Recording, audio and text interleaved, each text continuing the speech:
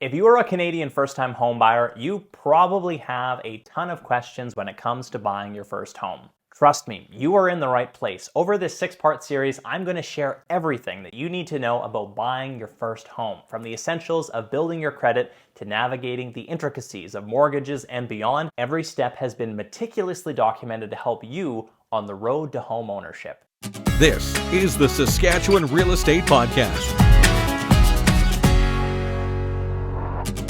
On the last episode, we showed you everything you needed to know about mortgages. Today, I'll guide you through everything that you'll need to either build or repair your credit, ensuring it won't hinder your ability to purchase a home when the time comes. Unfortunately, there is not enough public information to teach people the basics on the impact of having no credit or poor credit. This goes beyond just qualifying for a mortgage. Bad credit can hinder you from purchasing a vehicle or renting a home. Let's demystify credit once and for all so it never holds you back again. In Canada, our credit worthiness is primarily evaluated by two prominent institutions, Transunion and Equifax. Your credit report encompasses various aspects, including financial habits, employment history, residential records, credit responsibility, and more. Essentially, it represents a comprehensive record of your debt life. When seeking any type of financing, all financial institutions will request your credit report to determine your beacon score,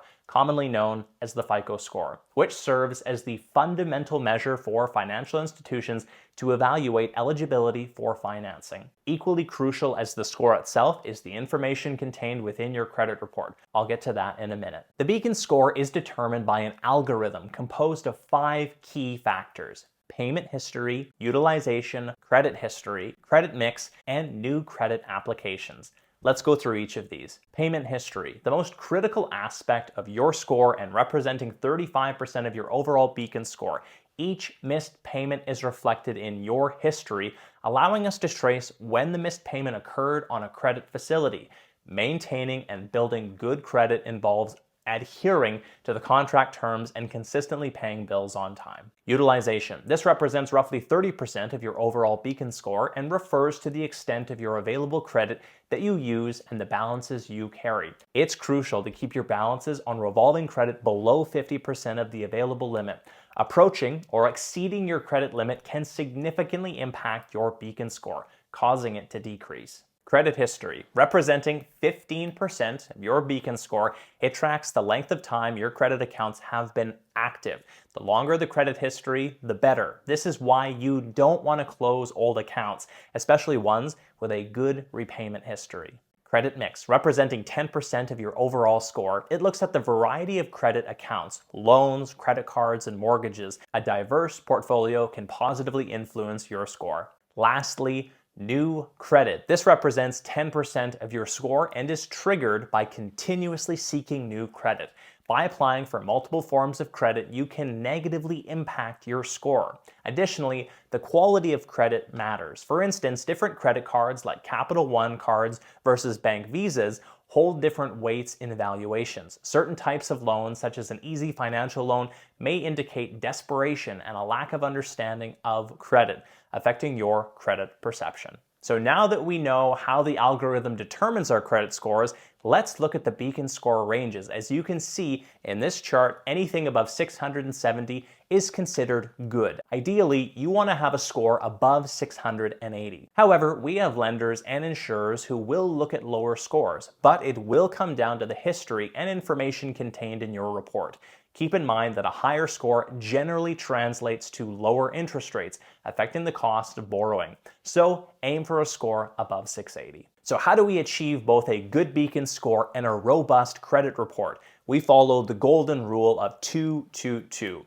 Most financial institutions look to see the following within your credit report: 2 forms of credit. This could be a line of credit, a car loan, or a credit card.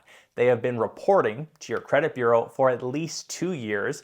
And lastly, have a minimum credit limit of $2,000 on each. If you follow these guidelines, you will be well on your way to great credit. But what happens when you have damaged your credit? The good news is you can repair your credit quickly with these strategies. As mentioned previously, credit utilization, the amount of debt you carry, accounts for 30% of your overall beacon score.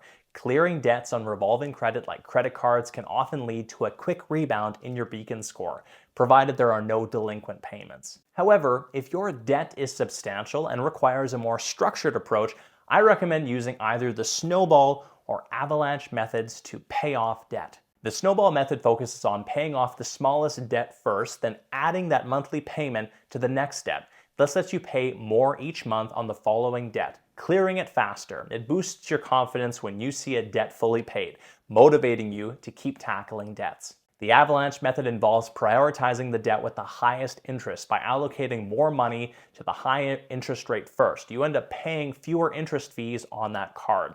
This method saves money, but it may take longer to pay off the debts.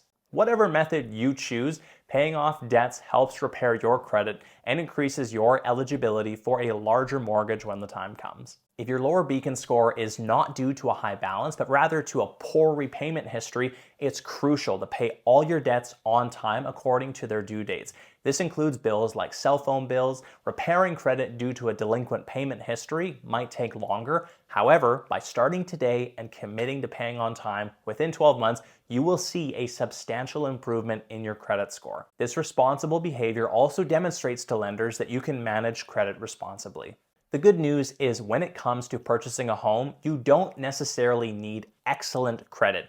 Good credit will suffice. As a mortgage broker, I have access to dozens of different lenders, ensuring that we can find a suitable match for each person based on their unique profile. Congratulations, you've completed the second phase of 6 on the Ultimate First-Time Home Buyer's Guide. If you found value in this episode, please hit the like button and subscribe to catch the next episodes where we'll continue to educate you on valuable first-time homebuyer topics. If you're a first-time homebuyer in Saskatchewan and you are ready to buy a home, you can find a calendar link in the description of this episode. I can help arrange your pre-approval and connect you with a local, trusted realtor who can find you the perfect property. Until next week, I'm Ron Caroni, your Saskatchewan mortgage professional. Bye for now.